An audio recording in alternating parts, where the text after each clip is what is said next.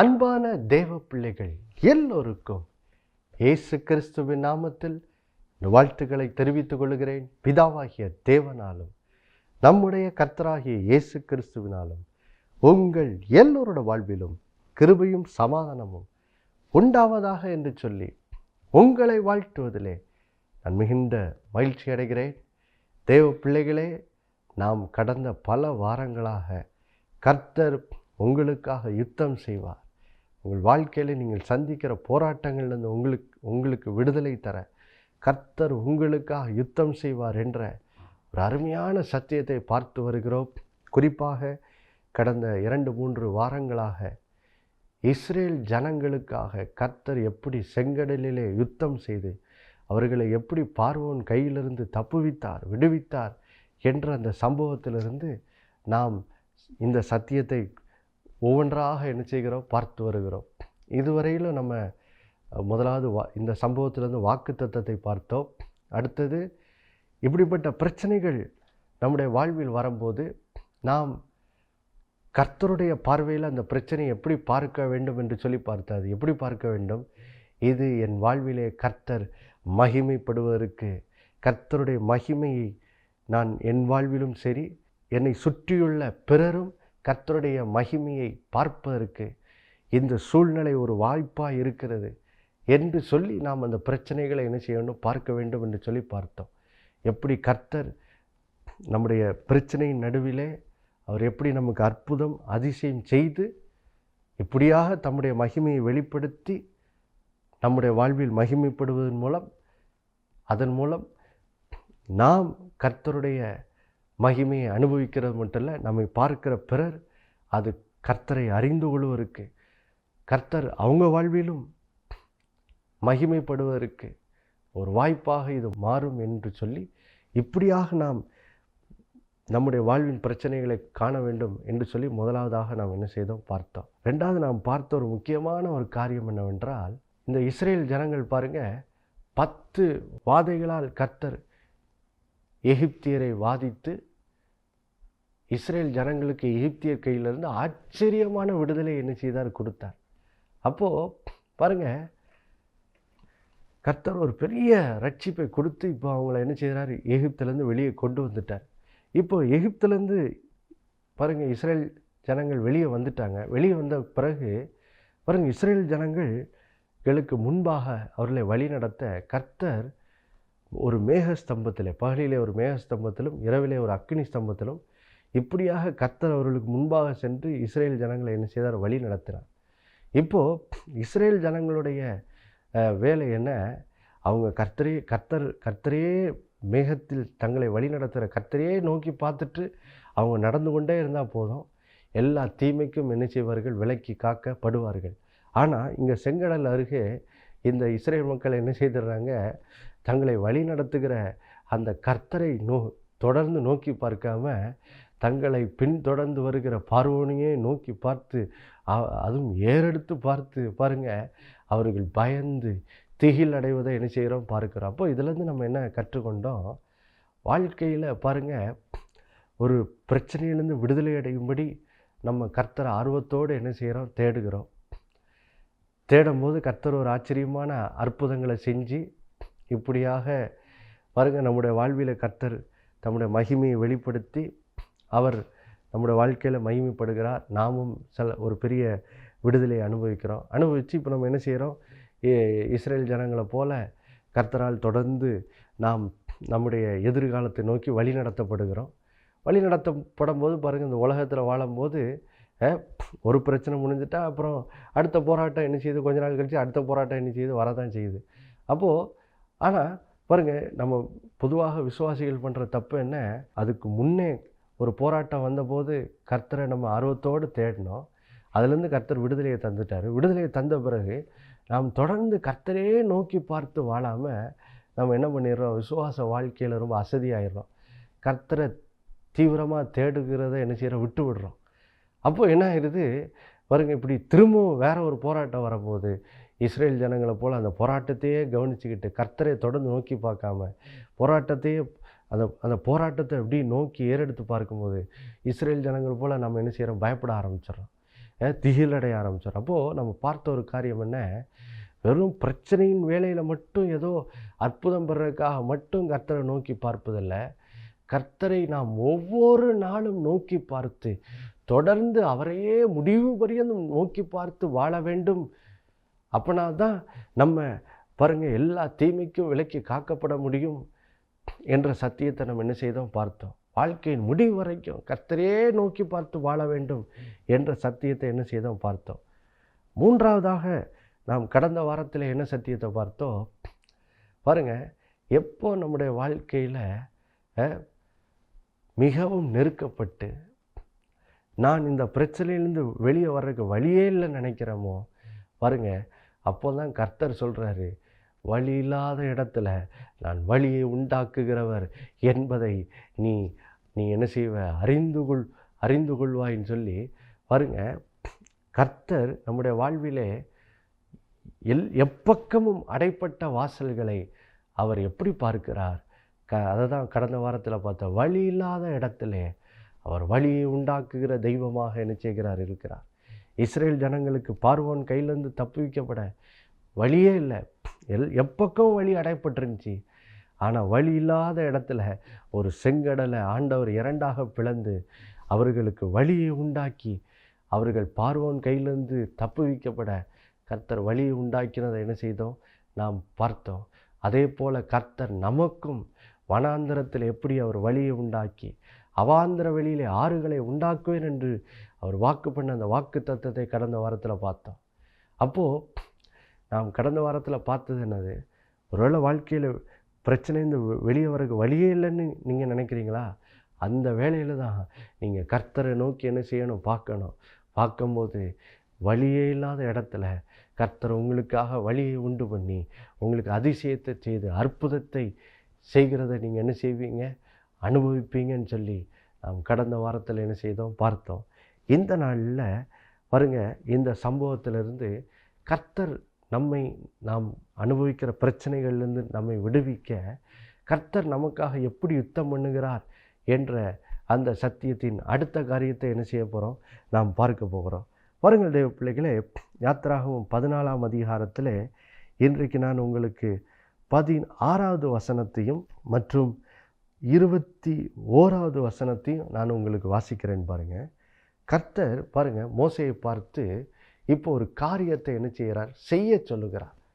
எங்கே என்ன செய்ய சொல்லுகிறாரு, நீ உன் கோலை ஓங்கி உன் கையை சமுத்திரத்தின் மேல் நீட்டி சமுத்திரத்தை பிளந்து விடு.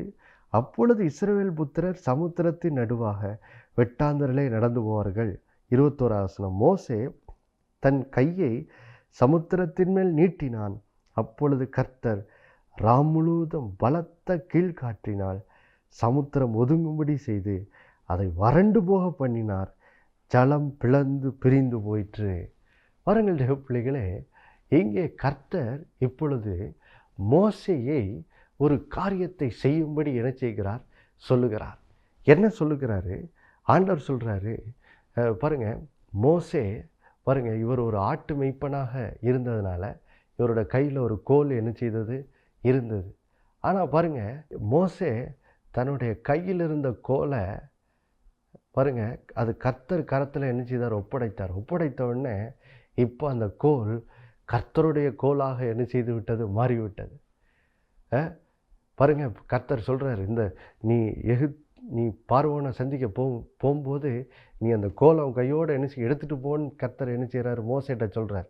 அப்போ பாருங்கள், இந்த கோல் பாருங்கள் மோசேயினுடைய கையில் இருந்துச்சு. இது கர்த்தருடைய கோலாக இருந்தது. அப்போது இந்த கோல் எதற்கு அடையாளமாக இருக்குது, இது கர்த்தருடைய அதிகாரத்தையும் கர்த்தருடைய வல்லமையும் வெளிப்படுத்துறதுக்கு ஒரு அடையாளமாக இந்த கோல் என்ன செய்தது இருந்தது. ஏன்னா எகிப்தில் பாருங்கள், இந்த கர்த்தர் இந்த கோலை கொண்டு நைல் நதி அடிக்க சொல்கிறாரு. அடித்த உடனே பாருங்கள் அங்கே அந்த நைல் நதி ரத்தமாக என்ன செய்துட்டு மாறிட்டு. அப்போது பாருங்கள், இந்த மோசேயின் கையில் இருந்த அந்த கோல் எதற்கு அடையாளமாக இருந்தது, இது கர்த்தருடைய அதிகாரத்தையும் கர்த்தருடைய வல்லமையும் வெளிப்படுத்துகிற ஒரு காரியமாக என்ன செய்தது இருந்தது. பாருங்கள், அப்போது பாருங்கள் தேவ பிள்ளைகளே, இந்த இன்றைக்கு நம்முடைய வாழ்க்கையில் அன்றைக்கு கர்த்தர் மோசேயின் கையில் ஒரு கோலை என்ன செய்தார், கொடுத்தாரு. அப்போ அதை அவர் நீட்டும் போது கர்த்தருடைய வல்லமை, கர்த்தருடைய அதிகாரம் என்ன செய்தது, வெளிப்பட்டது. வெளிப்பட்டு பாருங்க, அன்றைக்கு அந்த செங்கடல் இரண்டாக பிளந்து இப்படியாக ஜனங்கள் நடந்து போகிறதுக்கு வெட்டாந்தரை பாதை உண்டாகிறதை அந்த இடத்துல நம்ம என்ன செய்கிறோம், பார்க்கிறோம். பாருங்கள் தேவ பிள்ளைகளே, இன்றைக்கு நம்முடைய வாழ்க்கையில் இந்த சத்தியம் எப்படி வெளிப்படுகிறது? நம்முடைய வாழ்க்கையில் இப்போ பாருங்கள், நம்ம கையில் இன்றைக்கி நம்ம கோல்லாம் கிடையாது. அப்போது இன்றைக்கி நம்முடைய வாழ்க்கையில் எப்படி இந்த மோசேயின் வாழ்விலே அவர் அனுபவித்த அந்த தேவனுடைய அதிகாரத்தை வல்லமையும் நம்முடைய வாழ்க்கையில் எப்படி அனுபவிக்கிறது? அந்த காரியத்தை கர்த்தர் மோசேயின் வாழ்க்கையிலிருந்தே என்ன செய்கிறார், நமக்கு கற்றுக் கொடுக்குறாரு. பாருங்கள், மோசே பாருங்கள், இப்போது இஸ்ரேல் ஜனங்களை வனாந்தரத்தில் என்ன செய்கிறாரு, வழி நடத்தி கொண்டு போகிறாரு. போய்கொண்டிருக்கும்போது கர்த்தர் பாருங்கள், எண்ணாகமும் 20ஆம் அதிகாரத்தில் இதுவரையிலும் பாருங்கள், கர்த்தர் ஒரு அற்புதத்தை செய்யணும்னா ஆண்டவர் எப்போவுமே பாருங்கள் மோசையை பார்த்து சொல்லுவார், எப்பா நீ இந்த கோலை எடுத்துகிட்டு போ, குறிப்பாக இந்த இடத்துல ஒரு அற்புதத்தை கர்த்தர் செய்ய போகிறார். என்னென்னா, இஸ்ரேல் ஜனங்களுக்கு வனாந்திரத்தில் என்னது, தண்ணி இல்லைன்னு சொன்னோடனே, இதுக்கு முந்தைய ஒரு சம்பவத்தில் யாத்திரா 17ஆம் அதிகாரத்தில் வாசிக்கும் போது கர்த்தர் சொல்லுவார், உன் கோலை எடுத்துகிட்டு போய் கற்பாறையில் அந்த கோலை வச்சு என்ன செய்ய அடி, அப்போது உனக்கு என்ன அந்த கற்பாறையிலேருந்து தண்ணி வரும்னு சொல்லி கர்த்தர் என்ன செய்தார், முன்னாடி ஒரு சம்பவத்தில் கர்த்தர் மோசேட்ட என்ன செய்திருந்தார், சொல்லியிருந்தார். ஆனால் இங்கே எண்ணாகமும் 20ஆம் அதிகாரத்தில் இஸ்ரேல் ஜனங்களுக்கு மறுபடியும் வனாந்தரத்தில் தண்ணி இல்லாமல் போகுது. அப்போ இவங்களுக்கு தண்ணி தேவை என்ன செய்கிறது, ஏற்படுகிறது. அப்போது கர்த்தர் இவங்களுக்கு மறுபடியும் ஒரு அற்புதத்தை என்ன செய்யணும். இந்த தடவை கர்த்தர் மோசேயின் இடத்துல என்ன சொல்லுகிறார்னு வாசிக்கலாம் பாருங்கள். எண்ணாகமும் 20ஆம் அதிகாரம் 8வது வசனத்தை வாசிக்கிறேன். கர்த்தர் மோசேயை பார்த்து இங்கே பேசுகிறார். நீ கோலை எடுத்துக்கொண்டு நீயும் உன் சகோதரனாகிய ஆரோனும் சபையாரை கூடி வரச் செய்து அவர்கள் கண்களுக்கு முன்னே கன்மலையை பார்த்து பேசுங்கள், அப்பொழுது அது தன்னிடத்திலுள்ள தண்ணீரை கொடுக்கும். இப்படி நீ அவர்களுக்கு கன்மலையிலிருந்து தண்ணீர் புறப்பட பண்ணி சபையாருக்கும் அவர்கள் மிருகங்களுக்கும் குடிக்க கொடுப்பா என்றார். பாருங்க, இவ்வளவு நாளும் கர்த்தர் ஒரு அற்புதம் செய்யணும்னா கர்த்தர் சொல்லுவார் மோசையை பார்த்து, இப்போ அந்த கோலை எடுத்துகிட்டு போ, கோலை வச்சு அடின்னு சொல்லுவார். ஆனால் இப்போது கர்த்தர் என்ன பண்ணுறாரு, மோசைக்கே ஒரு காரியத்தை கற்றுக் கொடுக்குறார்.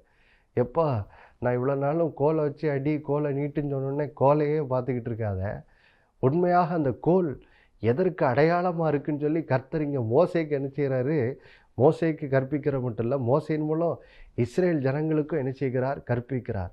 கர்த்தர் என்ன சொல்கிறாரு, இந்த கோல் தேவனுடைய அதிகாரத்துக்கும் தேவனுடைய வல்லமைக்கும் அது என்ன செய்யுது, அடையாளமாக என்ன செய்யுது இருக்குதுன்னு பார்த்தோம்.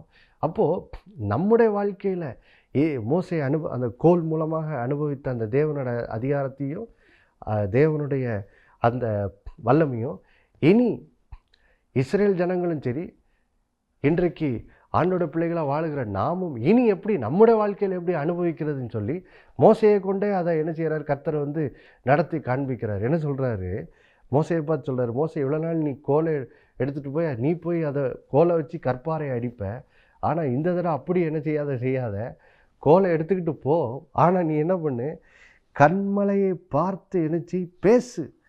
ஆண்டவருக்கு சொல்கிறார் பாருங்க, அவர்கள் கண்கள் முன்னே கண்மலையை பார்த்து என்ன செய்யுங்க, பேசுங்கள், அப்பொழுது அது தன்னிடத்தில் உள்ள தண்ணீரை என்ன செய்யும், கொடுக்குன்னு சொல்லி ஆண்டவர் என்ன செய்கிறார், பேசுகிறார். அப்போது பாருங்கள் தேவ பிள்ளைகளே, இன்றைக்கு பாருங்க இந்த மோசையின் மூலமாக ஆண்டவர் நமக்கு கற்றுக் கொடுக்குற காரியம் என்ன, ஆண்டவர் சொல்கிறாரு, அன்றைக்கு மோசையின் கையில் இருந்த அந்த கோலில் வெளிப்பட்ட அந்த தேவனுடைய அதிகாரமும் வல்லமையும் கர்த்தர் இன்றைக்கு எங்கே வைத்திருக்கிறார் பாருங்கள் தேவ பிள்ளைகளே, அது ஆண்டவர் விசுவாசிகளுடைய வாயில் என்ன செய்திருக்கிறார், வைத்திருக்கிறார். அப்போது பாருங்க, அதனால தான் இங்கே கர்த்தர் மோசையை பார்த்து சொல்கிறார், இவ்வளோ நாளும் கோலை நீட்டிகிட்டு இருந்தேன், இனிமேல் கோலை என்ன இனிமேல் கோலெல்லாம் நீட்டாத, இது இவ்வளோ நாளும் உனக்கு ஒரு அடையாளமாக தான் அதை செய்ய சொன்னேன், இப்போ நிஜமாக என்னுடைய அதிகாரம் வல்லமை எங்கே இருக்குதுன்னு கற்றுக்கொள் மோசே. அப்படி நீ கற்றுக்கொள்கிற மட்டும் இல்லை, உன் மூலமாக இஸ்ரேல் ஜனங்களும் கற்றுக்கொள்ளட்டும். அதன் மூலம் நம்மளும் கற்றுக்கொள்ளணும்னு சொல்லி தான் ஆண்டவர் இங்கே என்ன செய்கிறார், பேசுகிறார். என்ன சொல்கிறாரு, மோசே நீ அந்த கற்பாறையை கண்மலையை பார்த்து என்ன பேசு, பேசும்போது அது தன்னிடத்துள்ள தண்ணீரை என்ன செய்யும், கொடுக்கும்னு ஆண்டவர் என்ன செய்கிறாரு, இங்கே மோசேக்கு என்ன செய்கிறார், கற்றுக் கொடுக்குறாரு. பாருங்கள் தேவ பிள்ளைகளே, இதே காரியத்தை தான் பாருங்க இயேசுவும் புதிய ஏற்பாட்டில் மார்க்கு 11:23 கர்த்தர் என்ன செய்கிறார், சீஷர்களுக்கு என்ன செய்கிறார், கற்றுக் கொடுக்கும்போது சொல்கிறார். பாருங்கள் தேவ பிள்ளைகளே, இங்கே அன்றைக்கு பாருங்கள் இஸ்ரேல் ஜனங்களுக்கு முன்னாடி ஒரு பெரிய பிரச்சனை இருந்தது. அது என்னது, செங்கடல். அந்த மாதிரி அடுத்த பிரச்சனை தண்ணி இல்லை. அப்போ கண்மலையை பார்த்து ஆண்டவர் என்ன செய்கிறார், பேச சொல்கிறாரு. இப்போ இங்கே கர்த்தர் பாருங்கள் மார்க்கு 11:23 எப்படி அந்த மோசே செங்கடலில் அனுபவித்த அந்த பாருங்கள் தேவனோட அதிகாரத்தையும் வல்லமையும் நம்முடைய வாழ்க்கையில் இப்போ எப்படி நம்முடைய வாயின் வார்த்தைகள் மூலம் எப்படி அனுபவிக்கிறது அப்படின்னு சொல்லி இங்கே கர்த்தர் என்ன செய்கிறாரு, இங்கே சீஷர்களுக்கு மட்டும் இல்லை, இன்றைக்கு அவருடைய சீஷராக நமக்கும் இந்த வார்த்தையின் மூலமாக என்ன செய்கிறார், ஆண்டவர் பேசுகிறார். பாருங்கள் என்ன சொல்கிறார், மார்க்கு 11:23 சொல்கிறார். பாருங்கள், எவனாகிலும் எந்த மலையை பார்த்து நீ பெயர்ந்து சமுத்திரத்தில் தள்ளுண்டு போ என்று சொல்லு அப்படின்னு சொல்கிறாரு. பாருங்கள் தேவ பிள்ளைகளே, இன்றைக்கி ஆண்டவர் என்ன சொல்கிறாரு, இன்றைக்கி பாருங்கள் அன்றைக்கு இஸ்ரேல் ஜனங்கள் முன்னாடி இருந்த ஒரு பெரிய பிரச்சனை என்ன, செங்கடல். அதே போல் இங்கே கர்த்தர் அதை பாருங்கள், அதன் அடிப்படையில் இங்கே கர்த்தர் இங்கே சீஷர்களுக்கு சொல்லித்தரார். எவனாகிலும் இந்த மலையை பார்த்து, மலைங்கிறது எதை குறிக்குது, நம்முடைய வாழ்க்கைக்கு முன்னாடி நிற்கிற அந்த போராட்டம், அந்த பிரச்சனை, அந்த பாருங்கள் அந்த கஷ்டம், அது என்ன செய்கிறது, குறிக்கிறது. பாருங்கள் அப்போது இப்போ கர்த்தர் என்ன சொல்கிறாரு, மோசேயின் மூலம் அந்த செங்கடல் பிளந்து இஸ்ரேல் ஜனங்களுக்கு வழி உண்டாகிற ஒரு அற்புதம் நடந்துச்சல்லவா, அதே போல் உனக்கும் உன்னுடைய பிரச்சனையின் நடுவில், உன்னுடைய நெருக்கத்தின் நடுவில் அதிலிருந்து தப்புவிக்கப்பட, அதிலிருந்து விடுவிக்கப்பட உனக்கும் ஒரு அற்புதம் நடக்குன்னா, அந்த அற்புதம் எப்படி நீ உன் வாழ்க்கையில் அனுபவிக்கிறதுன்னு சொல்லி கர்த்தர் இன்றைக்கு நமக்கு என்ன செய்கிறார், கற்றுத்தருகிறார். எடுத்துக்காட்டுக்கு பாருங்கள், நீங்கள் ஒரு பிசாசின் போராட்டத்தினால் பாதிக்கப்பட்டிருக்கலாம். பிசாசின் போராட்டத்தினால் பாதிக்கப்பட்டு நீங்கள் சொல்லலாம், திரும்ப திரும்ப வாழ்க்கையில் ஒரே பிரச்சனையாக தான் இருக்குது, ஒரே பிசாசு போராட்டமாக தான் இருக்குது, என்ன பண்ணுறதுனே தெரில, சொம்முனுங்கய்யா அப்படின்னு நீங்கள் என்ன செய்யலாம் இன்றைக்கி நினைக்கலாம். ஆனால் கர்த்தர் அப்படிப்பட்ட பிரச்சனை நடுவில் நீங்கள் என்ன செய்யணும்னு சொல்லி இங்கே பேசுகிறாரு. பாருங்கள், அவர் சொல்கிறாரு, எவனாகிலும் இந்த மலையை பார்த்து, இந்த மலைங்கிறது என்னது, இப்போ உங்கள் வாழ்க்கையில் நீங்கள் அனுபவித்து கொண்டிருக்க அந்த பிசாசு போராட்டம், அல்லது நீங்கள் சொல்லலாம் இந்த வியாதி போராட்டம் மாறி மாறி வந்துக்கிட்டே இருக்கியா, என்ன பண்ணுறதுனே தெரில. அப்போ அந்த வியாதி போராட்டம் தான் உங்களுக்கு முன்னாடி இருக்கிற மலையாக என்ன செய்து இருக்குது. அப்போது அந்த பிரச்சனை நடுவில் நீங்கள் இப்போ என்ன அனுபவிக்கணும், கர்த்தரோட விடுதலையை, கர்த்தரோட அற்புதத்தை அனுபவிக்கணும். வழி இல்லாத இடத்துல கர்த்தர் வழியை திறக்கிறத நீங்கள் என்ன செய்யணும், அனுபவிக்கணும். அப்போ நீங்கள் என்ன பண்ணணுமா, கர்த்தர் சொல்கிறாரு, எவனாகிலும் இந்த மலையை பார்த்து, உங்கள் முன்னாடி நிற்கிற அந்த பிசாசு போராட்டத்தை பார்த்து, அந்த வியாதி போராட்டத்தை பார்த்து நீங்கள் என்ன செய்யணுமா, இப்படி பேசணுமா. என்ன பேசணுமா, ஆண்டவர் சொல்கிறாரு, நீ பெயர்ந்து சமுத்திரத்தில் தள்ளுண்டு போ என்று சொல்லி தான் சொன்னபடியே நடக்கும் என்று தன் இருதயத்தில் சந்தேகப்படாமல் விசுவாசித்தால் அவன் சொன்னபடியே ஆகும் என்று மெய்யாகவே உங்களுக்கு சொல்லுகிறேன் அப்படின்னு சொல்கிறார்.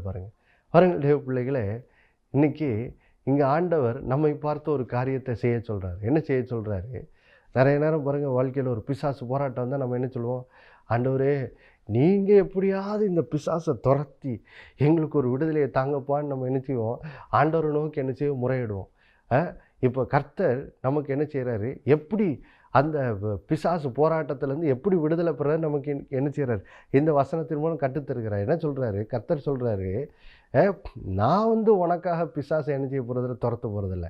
நான் அந்த பிசாசை எப்படி துரத்த போகிறேன், ஒன்றை கொண்டு தான், உன் மூலமாக தான் அந்த பிசாசை என்ன செய்ய போகிறேன், துரத்த போகிறேன். எப்படி துரத்த போகிறேன், என் வல்லமையும் என் அதிகாரத்தையும் நான் என்ன செய்கிறேன், உன்னோட வாயில் என்ன செய்கிறேன், வைக்கிறேன். எப்படி அன்னைக்கு கர்த்தர் தம்முடைய அதிகாரத்தையும் வல்லமையும் அந்த மோசேன்ற கோல் மூலமாக வெளிப்படுத்தினாரோ, அந்த மாதிரி இப்போ கர்த்தர் என்ன சொல்கிறாரு, அதே அதிகாரத்தை வல்லமையும் நான் இப்போ என்ன செய்கிறேன், உன்னுடைய வாயின் வார்த்தைகள் மூலம் வெளிப்படுத்தும்படி நான் என்ன செய்திருக்கிறேன், தெரிந்து கொண்டிருக்கிறேன் ஆண்டவர் சொல்கிறார். அப்போது கர்த்தர் என்ன சொல்கிறாரு, மோசேயை எப்படி அன்றைக்கு சமுத்திரத்தை பார்த்து கோலை நீட்டச் சொன்னாரோ அதே போல் இன்றைக்கி கர்த்தர் நம்மை பார்த்து சொல்லுகிறாரு, நீ உன் வாழ்க்கையில் அனுபவிக்கிற அந்த பிசாசு போராட்டத்தை பார்த்து, நீ எதிர்கொண்டிருக்கிற அந்த வியாதி போராட்டத்தை பார்த்து நீ என்ன செய்ய, பேசு, நீ பேசு அப்படிங்கிறார். என்ன பேச சொல்கிறாரு கர்த்தர்? சொல்ல, நீ அந்த பிசாசை பார்த்து பேசு, என் வாழ்க்கையில் இருந்து நீ பெயர்ந்து சமுத்திரத்தில் என்ன செய், தள்ளுண்டு போன்னு என்ன செய், கட்டளையிடு. அந்த வியாதியை பார்த்து என்ன செய், பேசு. நீ சமுத்திரத்தில் நீ அந்த மலையை பார்த்து நீ என்ன செய்யணும், பேசுங்க. அந்த வியாதியை பார்த்து பேசுங்க. நீ பெயர்ந்து சமுத்திரத்தில் தள்ளுண்டு போ அப்படின்னு சொல்லி நீங்கள் கட்டளையிடும்படி கர்த்தர் உங்களுக்கு என்ன செய்கிறாரு, இன்னைக்கு என்ன செய்கிறார், கற்பிக்கிறார். அப்போ பாருங்கள், நீங்கள் இப்போ என்ன செய்யணும், மோசையை போல் செய்யணும். அந்த வியாதி போராட்டத்தை பார்த்து, ஆண்டவரே நீங்கள் எப்படியாவது இந்த வியாதியை எடுத்து போட்டுருங்க ஆண்டவரே, இந்த பிசாசை நீங்கள் என் வாழ்க்கையிலேருந்து எப்படியா எடுத்து போட்டுருங்க ஆண்டவரே அப்படின்னு இப்போ ஜோம் பண்ணுறது போல் நீங்கள் என்ன ஜோம் பண்ணணும், ஆண்டவரே உங்களோட வார்த்தைக்கு கீழ்ப்படிஞ்சு இப்போ இயேசு நாமத்தில் என்ன செய்கிறேன் பேசுகிறேன், பொல்லாத பிசாசே இயேசு நாமத்தில் உன்னை பார்த்து பேசுகிறேன், நீ என் வாழ்க்கையிலிருந்து உன் கிரியைகளோடு நீ பெயர்ந்து சமுத்திரத்தில் என்ன செய், தள்ளுண்டு போன்னு சொல்லி நான் உன்னை பார்த்து கட்டளையிடுறேன்னு சொல்லி நீங்கள் கட்டளையிடும் போது என்ன ஆகும், இந்த வார்த்தைக்கு கீழ்ப்படிந்து கட்டளையிடும் போது என்ன ஆகும், ஆண்டவர் இங்கே சொல்கிறாரு, நீ சந்தேகப்படாமல் அப்படியே விசுவாசிங்கன்னா நீ சொன்னபடியே ஆகும்னு என்ன செய்கிறாரு சொல்கிறாரு பாருங்கள். நீங்கள் கட்டளையிட்டது போலவே பிசாசு உங்களை விட்டு என்ன செய்வோம், ஓடி போவான். நீங்கள் அந்த பிசாசு போராட்டத்திலேருந்து ஒரு விடுதலை என்ன செய்வீங்க, அனுபவிப்பீங்க. அந்த மாதிரி நீங்கள் அனுபவிக்கிற அந்த வியாதியை பார்த்து என்ன செய்யணும், பேசணும். பொல்லாத வியாதியை, திரும்ப திரும்ப என் வாழ்க்கையை பாதிக்கிற பொல்லாத வியாதியை நீ பெயர்ந்து சமுத்திரத்தில் தள்ளுண்டு போ அப்படின்னு சொல்லி நீங்கள் கட்டளையிடும் போது என்னாகும், இங்கே வசனம் சொல்லுது, நீங்கள் சொன்னபடியே நடக்கும் என்று சந்தேகப்படாமல் விசுவாசித்தா சொன்னபடியே என்ன செய்ய ஆகும், என்ன ஆகும், அந்த வியாதி உங்கள் வாழ்க்கையை விட்டு அகன்று போவதையும் இயேசுவின் தழும்புலால் உங்களுக்கு சுகம் உண்டாவதையும் நீங்கள் என்ன செய்வீர்கள், இஸ்ரேல் ஜனங்களைப் போல என்ன செய்வீர்கள், அனுபவிப்பீர்கள். ஹல்லேலூயா. பாருங்க, இந்த வெளிப்பாட்டை பாருங்க, ஒரு 100க்கு அதிபதி பெற்றிருந்ததை இயேசுவே என்ன செய்கிறாரு, சாட்சியாக என்ன செய்கிறார் சொல்கிறார் பாருங்க. மத்தேயு 8ஆம் அதிகாரத்தில் 8வது வசனத்தின் பின்பகுதியில் பார்த்திங்கன்னா, அங்கே ஒரு 100க்கு அதிபதி இயேசுவினிடத்தில் வர்றார். வந்துட்டு இயேசுவினிடத்தில் முறையிடுறார், ஆண்டவரே என் வேலைக்காரன் திமிர்வாதமாய் கொடிய வேதனைப்பட்டு கொண்டிருக்கிறான் ஆண்டவரேன்னு சொல்லி பாருங்க. இந்த 100க்கு அதிபதி இயேசுவினிடத்தில் என்ன செய்கிறார், ஒரு வேண்டுதல் செய்கிறார். வேண்டுதல் செய்த உடனே ஆண்டவர் சொல்கிறார், நான் அவனை என்ன செய்வேன், சொஸ்தமாக்குவேன்னு சொல்லி இயேசு சொன்ன உடனே 100க்கு அதிபதி இயேசுவை பார்த்து சொல்கிறார், இயேசுவே நீங்கள் அதிகாரமுடைய ராஜாவாக இருக்கிறீங்கிறத நான் என்ன செய்கிறேன், எனக்கு உணர்ந்து கொள்ள முடியுது. அதனால் நீங்கள் என்ன பண்ணுங்கள், வீட்டுக்கெல்லாம் வர வேண்டாம், ஒரு வார்த்தை சொல்லுங்கள். ஆண்டவரை நீங்கள் ஒரு வார்த்தை சொல்லுங்கள், அது என் வேலைக்காரன் என்ன செய்கிறோம், சொஸ்தமாயிரம் ஆண்டவரே.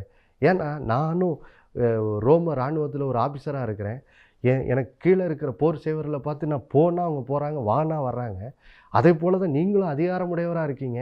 அப்போ நீங்கள் ஒரு வார்த்தை சொல்லுங்க ஆண்டவரே, அது அப்படியே நடந்துடும் அப்படின்னு சொல்லி ஒரு விசுவாசமாக இயேசுவை பார்த்து இந்த 100க்கு அதிபதி சொன்ன உடனே இயேசு பாருங்கள், மத்தேயு 8:11 இப்போ இப்படி சொல்லுகிறதை பார்க்குற. இயேசு இதை கேட்டு ஆச்சரியப்பட்டு தமக்கு பின் செல்லுகிறதை நோக்கி, இஸ்ரவேலருக்குள்ளும் நான் இப்படிப்பட்ட விசுவாசத்தை காணவில்லை என்று மெய்யாவே உங்களுக்கு என்ன செய்கிறேன் சொல்லுகிறேன் அப்படிங்கிறார். பாருங்க, இந்த 100க்கு அதிபதிக்கு இருந்த இந்த தேவனுடைய அதிகாரத்தை எப்படி தன்னோட வார்த்தையின் மூலமாக தான் அதை செயல்படுத்தணும் அப்படிங்கிற அந்த வெளிப்பாடு இஸ்ரேல் மக்களுக்குள்ளே கூட என்னது இல்லை. இந்த புறஜாதி ஒரு ரோமனாக இருக்கிற இந்த 100க்கு அதிபதிக்கு இருக்குதேன்னு சொல்லி ஆண்டவர் அந்த 100க்கு அதிபதி இருந்த விசுவாசத்தை பார்த்து என்ன செய்கிறார், ஆச்சரியப்படுகிறார். அப்போது பாருங்கள் தேவ பிள்ளைகளே, இன்றைக்கு இந்த 100க்கு அதிபதிக்கு இருந்த வெளிப்பாடு உங்களுக்குள்ளும் என்ன செய்யட்டும், வரட்டும். கர்த்தர் சொல்கிறாரு, பிரச்சனை வரும்போது ஆண்டவரே எப்படியாவது இந்த பிரச்சனையை எடுத்து போட்டுரும் ஆண்டவரே அப்படின்னு ஜெபிக்கிறதை நிறுத்திட்டு நீங்களும் கர்த்தரோட வார்த்தையின்படி இந்த மலையை பார்த்து உங்கள் வாழ்க்கைக்கு முன்னாடி நிற்கிற அந்த பிரச்சனையை பார்த்து நீ பெயர்ந்து சமுத்திரத்தில் தள்ளுண்டு போன்னு சொல்லி நீங்கள் கட்டளையிடும் போது பாருங்கள் தேவ பிள்ளைகளே, நீங்கள் சொன்னபடியே நடக்கும் என்று சந்தேகப்படாமல் விசுவாசிக்கும் போது அது அப்படியே என்ன செய்யும் ஆகும். அந்த செங்கடல் பிளக்கிறதை அனுபவிப்பீர்கள். அந்த கடன் பிரச்சனை உங்களை விட்டு அகன்று போவதை பார்ப்பீர்கள். அந்த பொல்லாத வியாதி பிரச்சனைகள் உங்களை விட்டு அகன்று போவதை பார்ப்பீர்கள். அந்த பொல்லாத பில்லி சூனிய பிரச்சனைகள், பொல்லாத பிசாசின் போராட்டங்கள் உங்களை விட்டு அகன்று போவதை பார்ப்பீர்கள். எப்படி உங்கள் வாயிலே கர்த்தர் அதிகாரத்தையும் அவரோட வல்லமையும் வச்சிருக்கிறாரு. இப்போ நீங்கள் இயேசுவின் நாமத்தில் அந்த மலையை பார்த்து நீ பெயர்ந்து சமுத்திரத்தில் தள்ளுண்டு போன்னு சொல்லும்போது அது அப்படியே என்ன செய்யும்? நடக்கும். இப்பொழுதும் கூட நாம் கேட்ட இந்த வார்த்தையின்படி நாம் நடப்பதற்கு நாம் ஜெபித்து முடிக்கலாமா? கண்களை மூடுவோம். பரலோக பிதாவே, ஆண்டவராகிய இயேசுவின் மூலமாக இந்த சமூகத்தில் வருகிறப்பா, இந்த நாளிலே நீர் எங்களுக்கு எங்களோட வாழ்க்கையிலே ஆண்டவரே மோசேயை போல எப்படி எங்கள் வாழ்க்கையிலும் நாங்கள் ஆண்டவரே தேவனோட வல்லமை அதிகாரத்தை எப்படி அனுபவிக்கிறதுன்னு சொல்லி கற்றுக் கொடுத்ததுக்காக ஸ்தோத்திரம். ஆண்டவரே ஸ்தோத்திரம். உம்முடைய பிள்ளைகள் இன்றைக்கு தங்கள் வாழ்க்கைக்கு முன்னாடி நிற்கிற அந்த பிசாசின் போராட்டங்கள், அந்த ஆண்டவரே பிள்ளைகள் வாழ்க்கையில் இருக்கிற அந்த பாவ போராட்டங்கள், அதன் கடன் பிரச்சனை, அந்த வியாதி போராட்டம், அந்த பில்லி சூனிய மந்திரவாத போராட்டங்கள் என்னவா இருந்தாலும் பரவாயில்ல, இன்றைக்கு ஆண்டவரே எப்படியாவது என் பிள்ளையை விட்டு இந்த பாவ பழக்கத்தை எடுத்து போட்டுருங்கப்பா, அப்பா எப்படியாவது இந்த பிசாசை என் வாழ்க்கை விட்டு எடுத்து போட்டுருங்கப்பான்னு சொல்லி ஆண்டவரே ஒரு வல்லமையற்றவர்களை போல ஜெபிப்பதை நிறுத்திவிட்டு கர்த்தர் தங்களுடைய வாயிலே அவருடைய நாமத்தின் மூலம் அதிகாரத்தை வல்லமையை வைத்திருக்கிறார் என்பதை உணர்ந்து இந்த நாளில் மார்க் 11:23 உங்களுடைய பிள்ளைகள் கீழ்ப்படிந்து ஆண்டவரே தங்களுக்கு முன்னாடி நிற்கிற அந்த பிரச்சனையை பார்த்து கட்டளையிடட்டும். இயேசுவின் நாமத்தில் என் வாழ்க்கையை விட்டு நீ பெயர்ந்து சமுத்திரத்தில் தள்ளுண்டு போ. பாவ பிரச்சனையை பிள்ளையின் வாழ்க்கையை விட்டு பெயர்ந்து சமுத்திரத்தில் தள்ளுண்டு போ. என் கணவரின் வாழ்க்கையை விட்டு மதுபான பழக்கமே நீ பெயர்ந்து சமுத்திரத்தில் தள்ளுண்டு போ. என் பிள்ளைகளோட என் மகனின் வாழ்க்கையிலிருந்து பொல்லாத இந்த போதை வஸ்து பழக்கமே நீ பெயர்ந்து சமுத்திரத்தில் தள்ளுண்டு போ. பொல்லாத வியாதியை என் குடும்பத்தை விட்டு நீ பெயர்ந்து சமுத்திரத்தில் தள்ளுண்டு போன்னு சொல்லி இப்படியாக உடைய பிள்ளைகள் தங்கள் வாயில் இருக்கிற தேவனோட அதிகாரத்தை வல்லமையும் இயேசுவின் நாமத்தில் செயல்படுத்தி ஆண்டவரே ஸ்தோத்திரம், அதன் மூலம் அந்த பிரச்சனைகள் அவர்கள் வாழ்க்கையை விட்டு அகன்று போவதை உங்களுடைய பிள்ளைகள் அனுபவிக்க நாளில் உதவி செய்யுங்கப்பா. இந்த சத்தியத்தை கீழ்ப்படிந்து செயல்பட உடைய பிள்ளைகளை பலப்படுத்துங்க. இயேசுவின் மூலம் வேண்டிக் கொள்கிற நல்ல பிதாவே, ஆமேன். மறுபடியும் அடுத்த வாரம் சந்திக்க நினைப்பட்டுகிறேன். இயேசுவே ஆண்டவர். ஒவ்வொரு நாளும் அவர் மேல் விசுவாசம் வைத்து வாழுங்கள். ஆமேன்.